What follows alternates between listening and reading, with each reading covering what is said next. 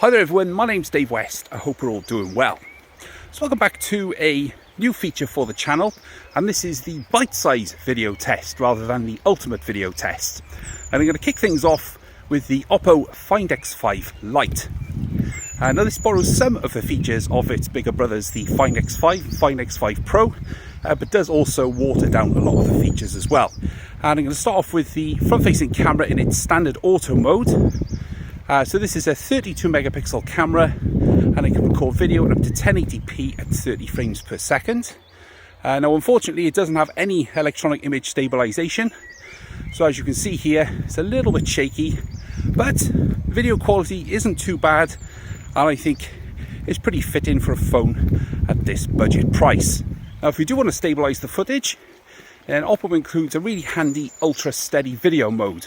I'm not quite sure if they couldn't have just employed this anyway as part of the main video mode on the front facing camera, but it is nice to have this ultra steady option, as well as the slightly wider crop you get with the standard auto mode. You can see you get a nice smooth stabilization when using the front facing camera with the ultra steady mode on, although it is at the expense of highlights, which you can see are quite badly clipped around me.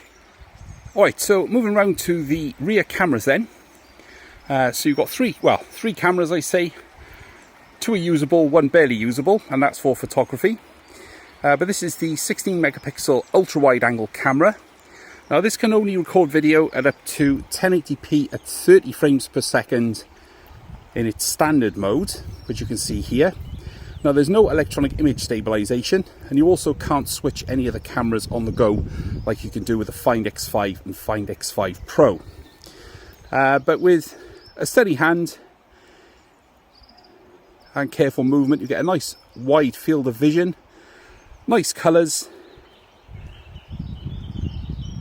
But I do find that the detail is a little bit lacking on this ultra wide sensor.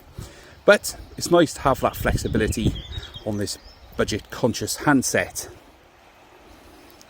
Alright, so this is the 64 megapixel main lens. Now this does have electronic image stabilization, and this camera can record at up to 4K at 30 frames per second. Now it only supports stabilization at 1080p at 30, which you can see here, which is a little bit disappointing. Now I think that may be something to do with the MediaTek Dimensity 900 chipset. So this isn't using the Snapdragon like its Find X5 and Find X5 Pro larger siblings. But this is just to give you an idea of the 1080p footage at 30 frames per second. Now if you want a closer view of your surroundings, you can use this 2x option. Now this isn't an additional lens, this is simply just cropping in from the main 64 megapixel sensor. Now you can go up to 10 times hybrid zoom, which you can see looks pretty crummy. Lots of image smoothing and over sharpening going on, so it just makes the whole thing look like a bit of an oil painting. Alright, so this is 4K then from the main sensor, and this records up to a max of 30 frames per second. Now I did find that the detail levels and the sharpness isn't what I expected on 4K video, so I do suspect this may be perhaps doing some upscaling, perhaps, I'm not really sure, but it's not what I was expecting. Now the problem is that because there's no stabilization whatsoever, even with the most careful footsteps, you end up with this quite wobbly image, which isn't that brilliant. Now autofocus is still pretty good. It's nice and quick and smooth, so the autofocus mechanism makes light work of autofocus, which is good. In addition to the other video modes, you get this ultra steady video mode. Now this is locked to 1080p at 60 frames per second, so you can't enable 30 frames per second for this ultra steady mode, which is a bit bizarre. And I did notice that there's a slight lack of sharpness in this mode which I will try to show you now. So if we go to this plant here, it just kind of lacks that fine detail that you get using just standard 1080p at 30 frames per second. So in addition to the other selfie mode, you also get this selfie portrait mode. Now there's no electronic image stabilization, but you do get a nice background blur effect, as you can see here. But careful footsteps are required in order to ensure it's not too shaky. Now this records at 1080p at 30 frames per second.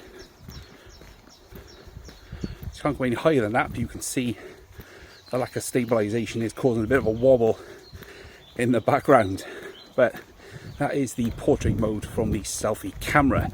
Now in addition to the selfie camera, you also get portrait mode on the rear camera, but it only records at 720p at 30 frames per second, which is a bit odd because the sensor is clearly quite capable of 1080p at least, but I suspect the processor dictates that. Don't forget, this is a MediaTek Dimensity, not a Snapdragon, but this is how it looks from the main sensor.